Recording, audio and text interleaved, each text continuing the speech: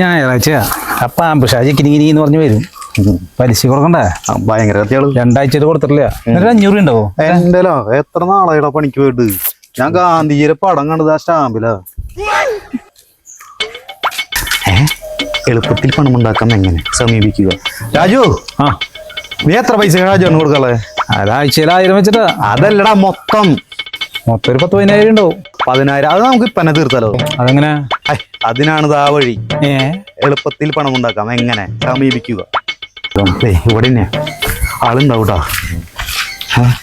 ബെല്ലടി.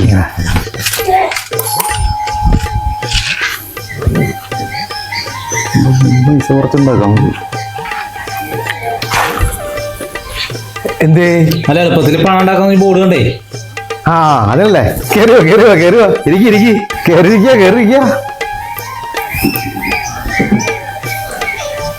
എന്താണ്? അതെ, ഞങ്ങളാ ബോർഡ് കണ്ടിട്ട് കയറി വന്നതാ. അതെ, ഇത് നമ്മുടെ ബുദ്ധി തെളിഞ്ഞുള്ള സംഭവമാണ്.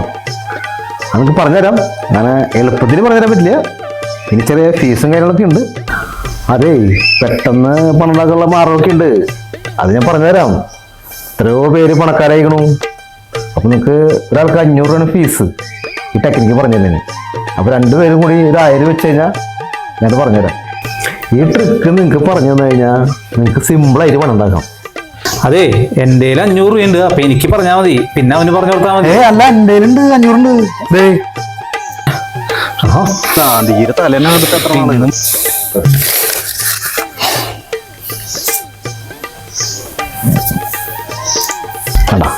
എത്ര എളുപ്പത്തിലാ നിങ്ങളുടെ നിന്ന് ഞാൻ ഈ പൈസ വാങ്ങിയത്. ഇതാണ് ആ ടെക്നിക്ക്.